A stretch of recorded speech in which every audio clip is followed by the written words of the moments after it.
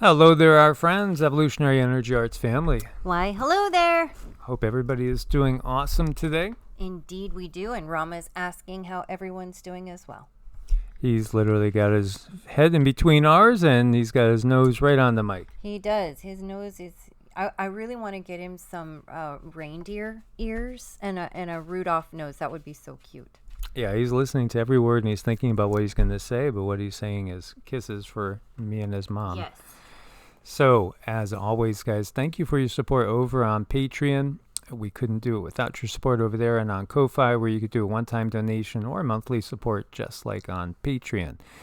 So, a whole lot of shaking going on. We had a 7.0 now hit the Solomon Islands, and actually there's been quite a few aftershocks, and this comes on the heels of that 5.6, which has claimed over 200 lives. You know, and then we also have one that we're going to talk about a little closer to home in the United States. Over in the Solomon Islands, initially, you did have a tsunami watch that was, issued. No tsunami of significance is hit, thankfully. But also, boy, there is a lot of shaking going on when we look at this globe. So, right now you could see there's a big one over here, and this is what we're going to talk about next. 6.2. Now, this is off of Baja, California, close to Las Brisas. As we see here, 6.2 magnitude quake strikes off Baja, California. Again, no tsunami, thankfully. This one's at 10 kilometers depth. Again, shallow. 6.2 is nothing to sneeze at. And it does get me concerned, because, again, we're waiting before before we get to 2025, I just got this strong feeling, I've had it for quite a while, that we'll see major quakes in the U.S., and I would not be the least bit surprised if we had the big one in Cascadia and or the big one in San Andreas shortly following it, as well as potentially going all the way into the New Madrid. Before we go any farther too, we have a little unusual one here, 2.0 in Alabama, southeast of Birmingham. Just not something you see all the time. Every now and then you do. I remember we had right on the Alabama-Florida border, we had a series of quakes a couple years ago, and then a year before that series there was another series of quakes over here. But there's air bases over here, so you never know what's going on beneath an air base. In the military installations, you just never know. But again, it's just stuff to watch. Now, what we get with this is we do feel there's something else going on here. When you look at the heliplots, these things are active. Look at the heliplots. So, these are showing you unusual activity. This is in Barbuda, Barbados, Panama, Grenada. So these are all around the Caribbean and Gulf of Mexico, Turks and Caicos, Jamaica, Dominican Republic. But here's Beijing, China, Hubei province, China. So we see these heliplots, Missouri, Antarctica, the whole globe seems to be shaking a lot. And we do want to thank Mama Jan. She's one of our strongest supporters out there, who was, basically just giving us a nudge to say, check out the heliplots. Look what's happening. Yeah, there is absolutely. This is Kiev. And here's Hawaii. You're talking opposite points on the globe. Norway. Everywhere you look, there's a lot of seismic activity. Look at this place. Otavio in Ecuador. This thing's a blackout. As I say it, somebody drives by with their bass on real low. I know, right? It's like, what's that? Oh, Yay. incoming. No, it's just a little incoming thumping. Yes. But look at Venezuela. It's almost totally blacked out. Now, we've seen 7.0s before, and we've seen some seismic activity. But to see this all over the globe like this, you would have thought we had an 8.5 somewhere or a 9.0 somewhere. But what we do have is the 6.0 over here, and then we have the 7.0 over here, as we see. And you got 12 quakes right here in total. So you have the 7.0 and then we have 11 others. And we could see, they're in the 4s, they're in the 5s, and you have 1 6 there as well. So what are you sensing with this, Miss Cindy? What are you sensing?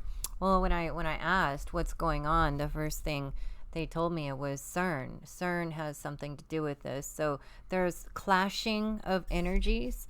Mother Earth is not appreciating the technical things that they're throwing out at her. She is reacting, but the other thing that this is doing, I thought was curious, is it's opening up more portals. It's opening up more portals for entities. So if anyone's out there is experiencing entity-like behavior in your home, burn some sage because it's very common. It might increase. Definitely, it's more of an individualized basis. So this is really throwing the energy off in the 3D realm. So we all really need to get grounded and stay stable. Yeah, absolutely. Grounding and rooting every day is a good thing, as well as detoxing, because again, there's poisonous stuff around us every single day. Toxins everywhere, nasty vibrations everywhere. And also, still, although it was curious, I actually saw a couple of items last time out shopping that that seemed to have gone down, which is something I haven't seen in the longest time. They seem to decrease by maybe, 5%, because everything has been just climbing. And, it's good because, sometimes things go out of stock, but they seem to come back. And, on the whole, I think we are actually not as bad a shape as was anticipated. But it doesn't mean that there's not certain powers that be that are trying as hard as they can to manufacture that scenario. Mm-hmm. There's definitely things to come, and we all still need to stay prepared and make sure you have backups to your backups, especially for those things that you really, really need on a day-to-day basis. Make a list of those things that are so important to you. Vitamins, medicines that you take every day, and have a little bit of a buffer on that, so it's not something that you just simply run out of, because I definitely see some irritation coming along when it comes to things that are in transit, things that are shipping the mail, but it's not going to be permanent. It's just going to be a bit of an inconvenience, and we're going to get through it. And here we have Australia's rail network paralyzed after train derailment. Flooding may cause even more supply chain chaos. Yeah, so this is just another one. 20 shipping containers piled on top of each other, as you can see. Yeah, how many times have we seen things like this? Constant. How many fires have we seen?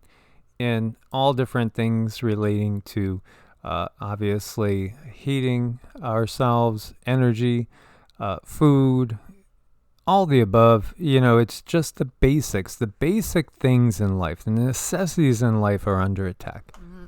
Definitely have your staples. Have your staples backed up on, because I think in the future what I see is a lot of neighbors working with neighbors to kind of borrow or trade or just kind of get by in a level that we never really have before. Some of the technology finally taking a step back and actually talking with your neighbors face to face, one-on-one.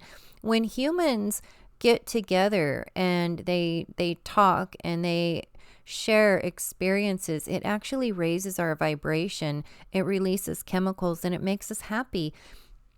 And if you've noticed, what they have been doing is they've been finding more and more ways for humans to be separated. And that's because when we're together, our vibration rises up. So they have all these different ways to keep our vibrations low. So what we're looking at might be a little bit difficult, but believe me, it's going to be a blessing.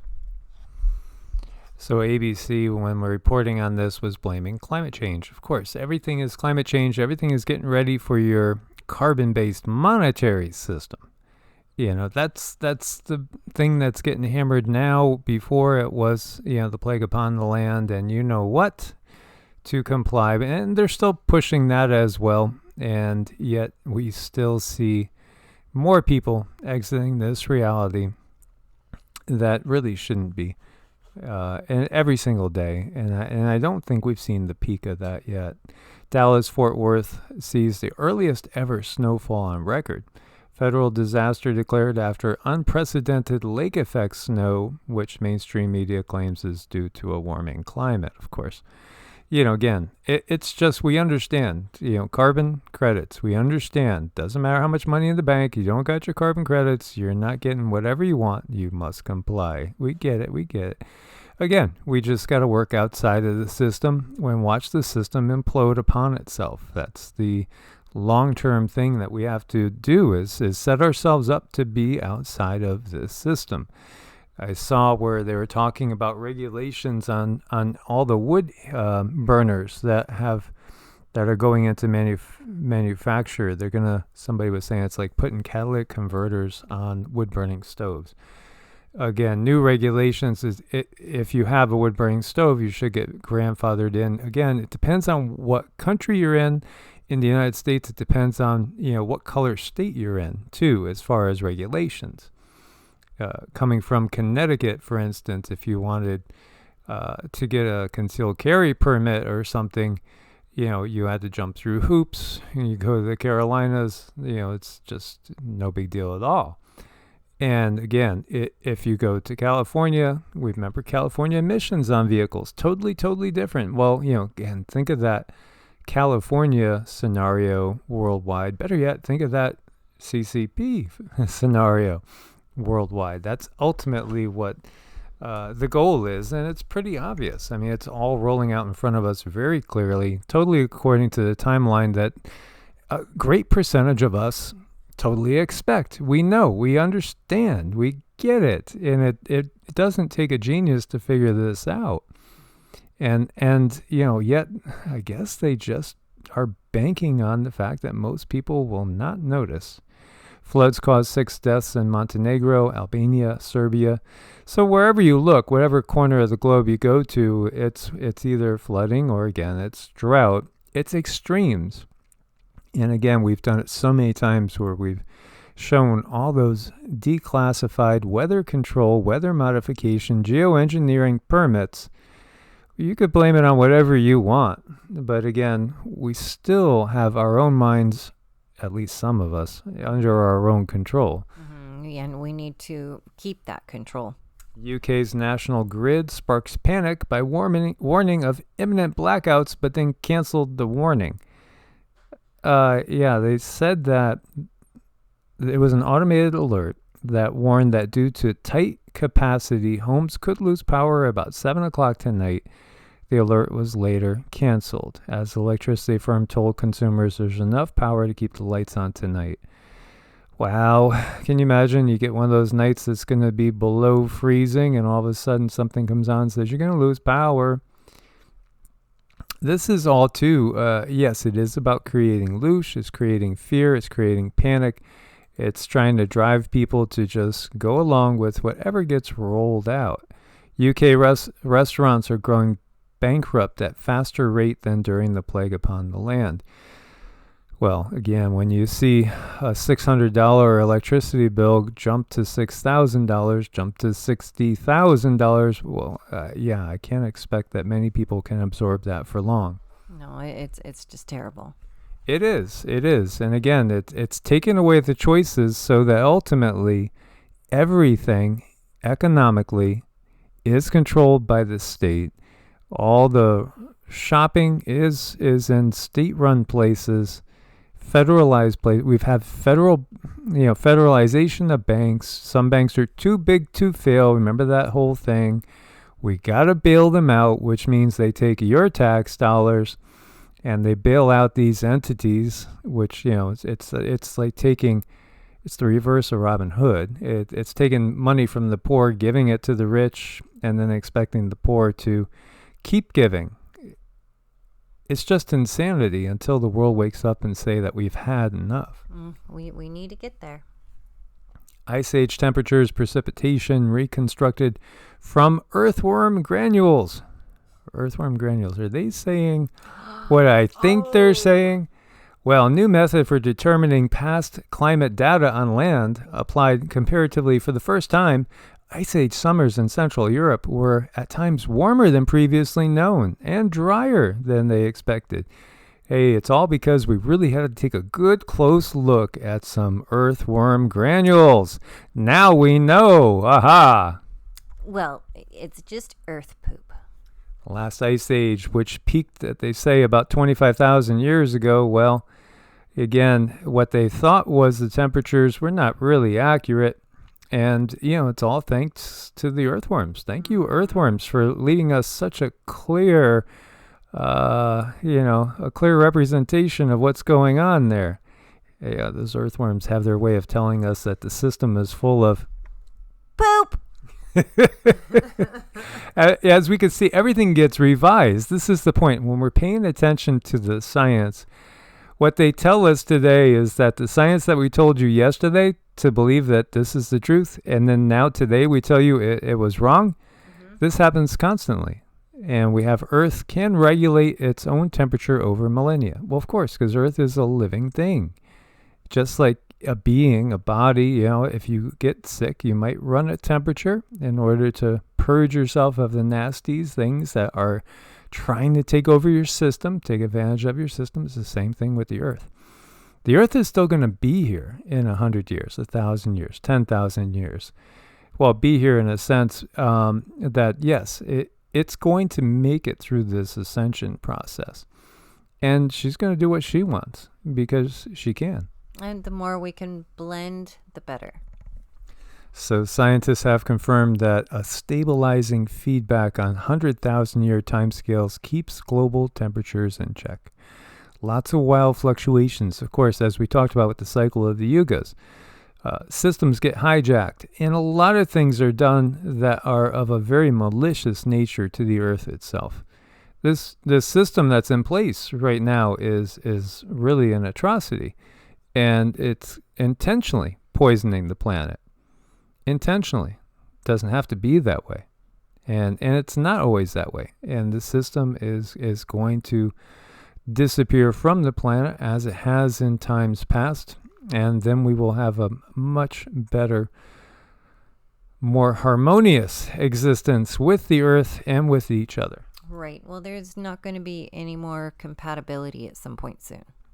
No, and that's the thing, and so, as we're going to look at this article about them saying that the first life in our solar system might have been on Mars.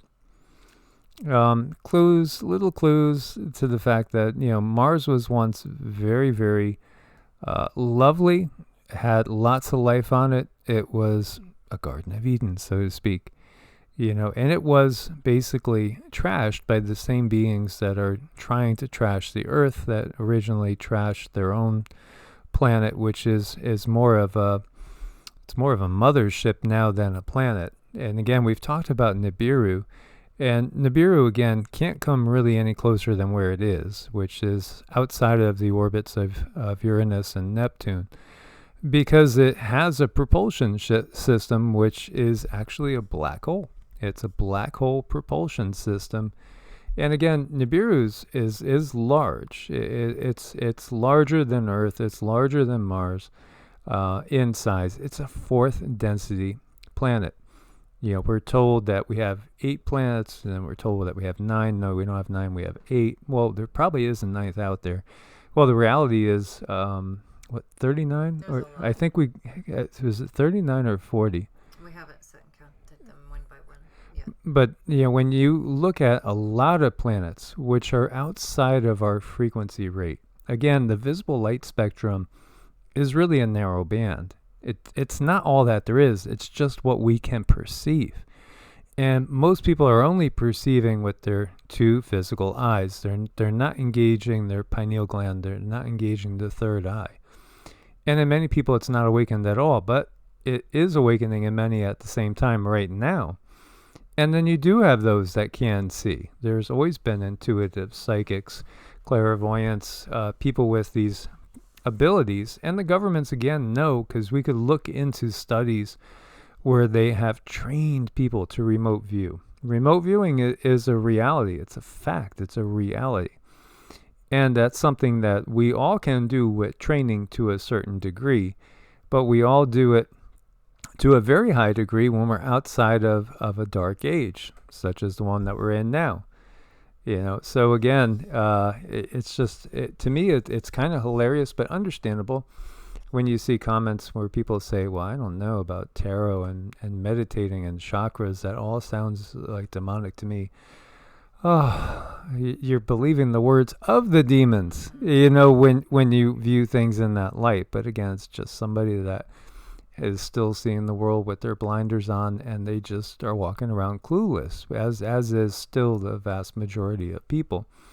But we are awakening, and that awakening is going to have magnificent effects. Mm-hmm. I mean, so many people that I know that we've worked on are really coming into their own when it comes to stepping into their abilities. They're like, these things happen, and they're like, oh wow, I don't know how that happened, but it just did, and it does. And when we just put out the effort and we put out the intention and we clean our temple, these things, they start to happen. So when Mars was a young planet, it was bombarded by ice, asteroids delivering water and organic molecules necessary for life to emerge. According to a professor behind a new study, this means first life in our solar system may have been on Mars. The reality is people don't have a clue, unfortunately. Well, the scientists don't have a clue as to really just how fast life can be created, just how amazing the process is. And the fact that life is abundant out there, it is abundant. It is the norm. It's not the exception. And Earth itself, from what we have gotten from the guides and from remote viewing, as well as Cindy going deep in trance and getting this information from different guides, different sources, the Earth was Tiamat. And Tiamat was a bigger planet than the Earth. And, our original orbit was outside of Mars. Now we're inside of Mars. And Earth basically moved herself to this position. What? The Earth moved itself? You got to be kidding. Tell me another one. No, yeah. I mean, it's a conscious entity. This is what you have to realize. Again, when we look at orbs are people.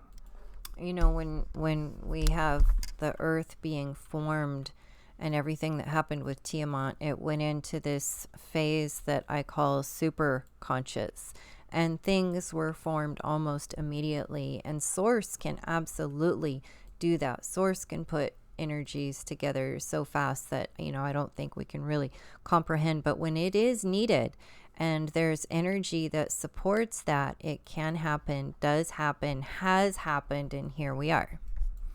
Yeah, so again, as above, so below is, and as within, so without, is something that we can, look at as a rule in the way things are. Again, it's a fractal universe that we find ourselves in.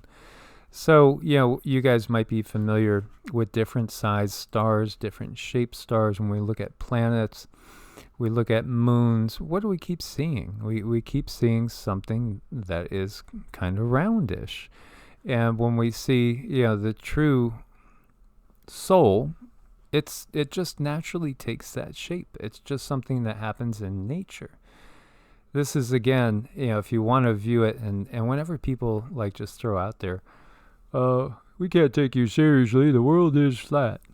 You want to say something like, the only thing that's flat is your brain. But, even that, we can't really say that because it's not really flat, even, again, when it's not making any logical sense. When you look at orbs, spirits, we look at stars, again, basically round, right? And they're vast difference in sizes. As you can see, much, much different sizes. Again, they are beings, and they are beings that are supporting so much life. This is what happens as we are in service to others. We are gaining and drawing in the life force into ourselves. We are building our light bodies. And over the process of this for millennia, countless millennia, we become more and more, energetically powerful beings that are able to support life. And that's what it's all about. As we go up in vibration, we become more in service to others in many different ways. So again, these stars, they're amazing beings. These are exceptional beings that are supporting so much life in their own way. Mm-hmm. And when we look to, that's, again, that's it on a macrocosmic scale. Well, you just look at our own cells. Our cells are in that spherical form, and not everything might be a perfect sphere, but it's pretty close. So we can take the as above, so below rule, and we can apply that to so many things. If you look at a tree above ground and what's below ground, you have the roots below and the tree above, and they have a similar form. And you look at things in life, like the spherical, like a tomato, like an apple. All of these things take on forms. And what's interesting when it comes to fruits and vegetables, many times they're in the shape of the organ that they help. So if you look at walnuts, they look like a brain. Well, if you eat walnuts, that is going to help heal your brain. And if you look at celery sticks, they look like bone, and celery sticks will help your bones. So many ways we can apply that. Yeah, and as she's talking, I'm just getting so filled with love for her because she's reading my mind. I mean, maybe we just do this too much, but I was thinking again, you want to know the truth of something, look to that basic statement, as above, so below. When you look at cells and cellular mitosis, this is what we have, and when we're heading over into this phase, it's almost starting to look like a torus. And, again, when we go without and we look at stars and galaxies and nebula's full of gases, of plasma, and again, we can see all sorts of things, a lot of what we find in the Vedas, in the Puranas, and in the Upanishads is just wisdom that has been brought down from the Golden Age, from the Silver Age, that we still have with us. Read again the Shiva Sutras, read the Yoga Sutras. The Upanishads are full of, just real simple wisdom in a manner that anybody that enjoys the biblical tales, you would like that, because again, it's more like reading Proverbs per se, or Psalms. There's just wisdom. But when we look at the spiral, it's the spiral shape, and think about it and look at DNA and the DNA helix. Again, as above, so below. These are basic truths. So, and again, when also people bring up, like we're talking about flat Earth and stuff, and say, I don't, there was one comment said, I don't know what sources you're reading. Well, I mean, the bottom line is, I've been out of body and looked back down, and this is what I've seen. Because when you astral project, you can see. Now, granted, we're looking at it from a 4D perspective, but it looks very, very much circular to me. And then again, with the Galactic Federation, as with many people that have had the abduction phenomenon, we've been up in the benevolent craft. And again, this ultimately is not our first home, and we know that. So, again, we're just sharing the things that we know, as opposed to the things that we've read elsewhere. I've done a lot of reading, but again, I have, as we have said, there's no one system that has every answer. You're not going to ever find the correct dogma. Because again, it's not really about dogma.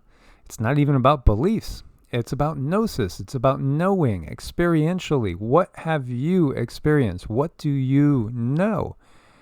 Again, if you take what we've been given as kids and everything raised up, as you see two buddies here, you gotta have faith. Well, do you? Do you? I mean, I think you're better off having a sense of knowing. It's faith is implying that there's something that you don't know, and you're choosing that you want things to happen according to this certain, belief set or a certain line of thinking. But knowing is something that you've experienced, and you can report back and say, well, I went to Stonehenge. I don't know. I don't buy the official story. Or you could say, You know, hey, I've scuba dived in the Bahamas. I've seen the Bimini Road. There's something there. That was something. You know, because you've been there. You've experienced it firsthand. When we take stuff on faith, first we have to really start to dig down and say, should I have faith in this? Who is this that's telling me this? And then really do your investigation and meditate on it. Don't, again, we've quoted the line that's attributed to Buddha. We don't know if he said this or not, but he's supposed to have said, don't trust anything because I tell you. Don't trust it because your teachers, your parents, the political powers that be, any sort of person at all tells you something. You must weigh it with heart and also with your mind and see if it resonates and see if it is for the greater good. Is this something that will benefit me? And is this something that's going to make me a better person and the world a better place? If it's not, then let it go.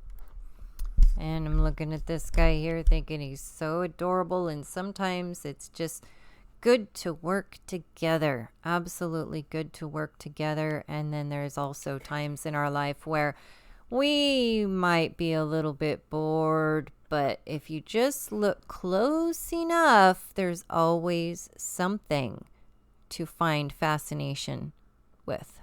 Yes, there's always some way to keep yourself amused. Yes. For me personally, I don't think it's possible to get bored.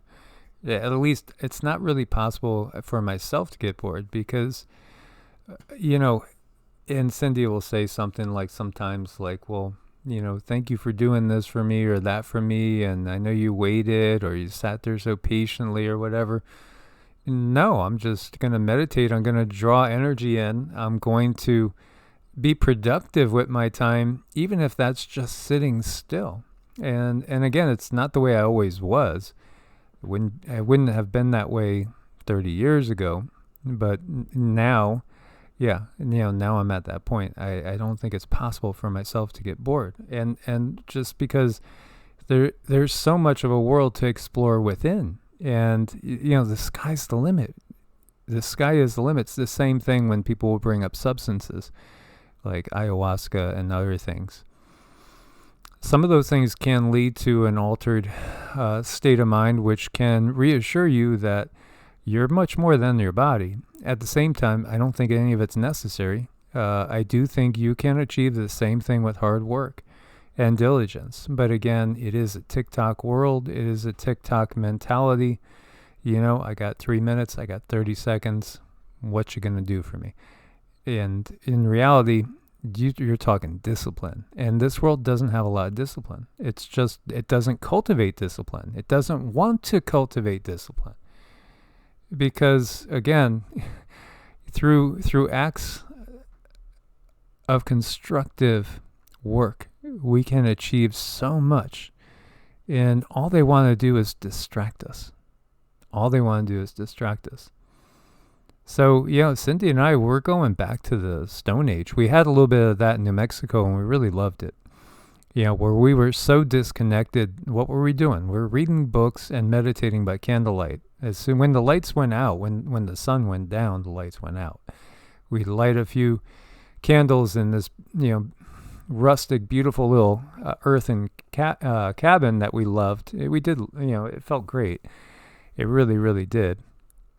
And we read, and we meditated, and maybe play a little bit of music, do mantras, things like that. Just enjoy the dogs, and not turn on, the tube that's provided by the powers that be.